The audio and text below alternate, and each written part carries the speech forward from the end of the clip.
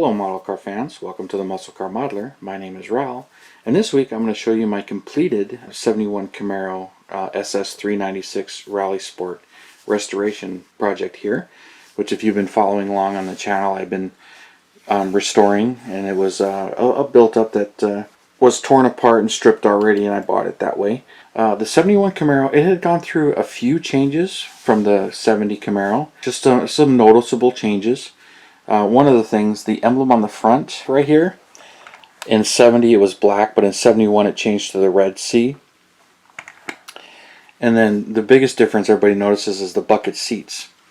Those are actually from the Vega, where 70 had low back seats with an adjustable headrest that you can move, where these have a integrated headrest and you can't adjust them. But that's a big difference. A couple other little things. Options changed a little bit, colors changed a little bit. One of the things I thought was interesting and I didn't really know, this front turn signal right here, for 71 it flashed with the turn signals. When you hit the turn signals it flashed. In 70 it did not, it was just a marker light. So that was a big improvement or safety improvement for 71, but things like that kind of make me laugh and kind of enjoy some of that. Another noticeable thing that I did on this car is the rear spoiler is the tall design, which is more common, you see it all the time. But in 1970, that was the Copo spoiler, was option 97, 96, and very rare in 1970. The model kit comes with a short spoiler, and that's a real common spoiler for 1970. And to break the numbers down, though, for 71 production, it was a pretty good year. 11,178 six-cylinder sport coupes were available. This is not one of those, of course.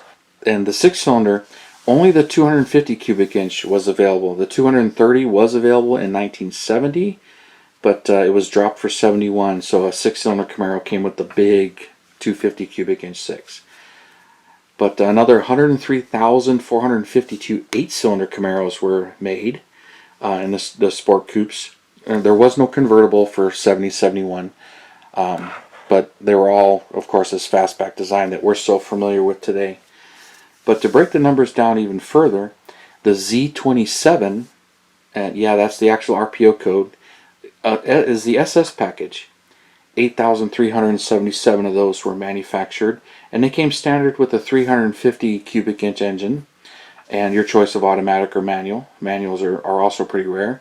But the 350 was down to 245 horsepower due to its 9-to-1 compression ratio. The compression ratio was dropped in 1971 so that they can run on leaded fuels. Also, the only way you can get the 396, which is what this is depicting here, is the SS package. Only 1,533 396 LS3 motors were produced and only available in the SS package, which you still had your choice of automatic or 4-speed manual. 4-speeds are very rare, unknown how many came that way. This model is actually an automatic. That's just the way MPC did it, so I left it that way.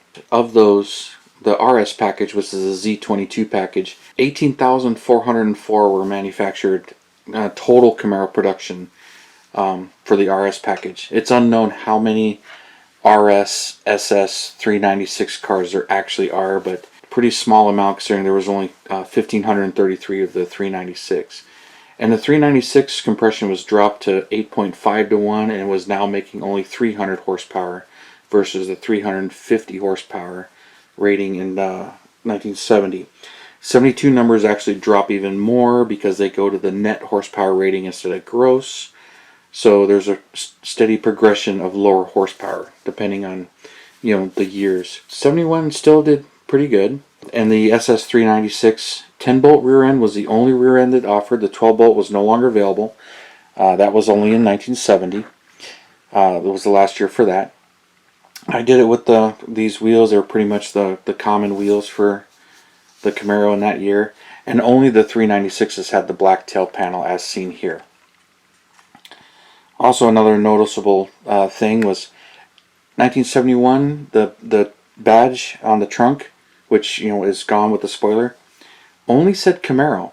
Camaro by Chevrolet was 70, so the by Chevrolet was dropped on the Camaro. The Chevelles still had it, so I thought that was kind of a nice little thing to look back on. But kind of a whole bunch of little little tweaks and little options. And I do know the M20 transmission, the manual 4-speed, 7,600 were made. M21s, 1,721 were made. And the M22s were 1,290. Most of those were in the Z28s as far as the manual trannies, because the Z28 was standard with the manual tranny. I'll get more into the Z28 when I finally build one of those. Don't know why. I have a few of the AMT kits. I think all versions of the AMT kit. Modern Tool Z28, Baldwin Motion, Z28 Full Bumper, and Z28 RS. But haven't built any of those. Although I have built a number of these MPCs. And one last thing to note, and while I was restoring this and forgot, there is no SS emblem on that Rally Sport grill. The only exception is if it's a Z28, it would have the Z28 emblem, but no other emblems on that grill. So I thought that was kind of interesting that, you know, because I see restored cars that have the SS emblem there, and come to find out they are added. Most SSs are not true SSs. They're kind of built because they're so rare, especially the 396s. But they're easy swaps. The hoods were flat. There were no stripes on the SSs. Those are strictly Z28, and the rally stripes on the hood and trunk. But I'll get more into that on the Z28s. But I did this one in cranberry red, and that's from Scale Finishes. Here's the paint I used, and airbrushed it on in a real automotive clear. And then the interior, I use this leather and to kind of give it more of the dark saddle interior color that I really like, which ironically is what my 71 Chevelle came in, was dark saddle. And I think it looks really good on the red. Ironically, the cranberry red was only available in 3 color interiors. You had the all black interior, the black and white houndstooth kind of interior, and then the other one was sandalwood, which is a light tan. But I think the dark tan just sets off the red even better. But for some reason it was not available in that color. So, and then, you know, I did the brown and did the black steering wheel the way it's supposed to be, and kind of enjoyed it. And if you followed along, I had some chrome Z28 wheels that I was going to use. I had some issues. They didn't want to fit these tires and the wheel backs very well. They were kind of sticking out. So I ended up going with these. These actually are from the AMT Z28 kit. So I'll post the box pictures. So I swapped those, and they worked out really good, although they're not plated. So I painted them, foiled the trim rings, and foiled the caps. A lot of bare metal foil. This spoiler is actually from Model Haas. The model kit actually comes with the incorrect short spoiler, which really wasn't available in 71. And then under the hood, let me see if I get this hood. Under the hood is the 396. I don't have a cross flag emblem on there. It's not very accurate, but that's pretty much right from MPC. All MPC parts. Battery is in there from another kit. I had to make it fit just a little bit of tweaking, and then the underside, the automatic tranny, and pretty much kept it all MPC and just detail painted it out as best as I can, and enjoyed it. And then foiled the rocker moldings. I've seen many of them with the rocker moldings, and some with wheel moldings, some without wheel moldings, but I had a good time enjoying it. And the USA 1 plate, that's on the 70 and 71 MPC kits. 72 actually says 72 on it, which I had that out during my build. And the only other thing I really added to this were the mirrors. MPC doesn't give you mirrors, but those are from Scale Equipment Limited. They're resin mirrors, and I bought a bunch of them for all of these MPC, because the MPC Camaros and Firebirds do not come with mirrors. So I enjoyed building this one, and I'm glad to finally have it done, even though I have one more to build, but got her done pretty good. And then the chrome on this was done from Chrome Tech Bob, but it was done many years ago. So I have a ton of these kits that restoration projects that I had stripped, gathered up all the parts for, and got the chrome redone.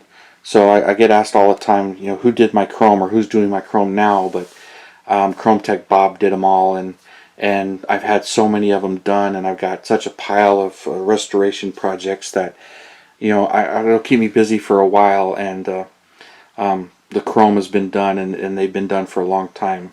So it's kind of, you guys may be seeing it brand new, fresh, and I'm restoring it, but this stuff was done a long time ago. And I also think the taillights came out pretty nice. I had to do some work, some modifications, because of how I did the roll pan and molded it in. So I had to fit the chassis differently, and the taillights had to fit in differently. And did the backup lights, and chrome with the Multilo pen, and it came out really, really nice. So really happy with the way this one came out, and I'm ready to move on to some of my other projects. So I appreciate you tuning in and subscribing, and all of your comments and everything. I really do appreciate it. And you guys, you have a wonderful Saturday, and I will see you next Saturday.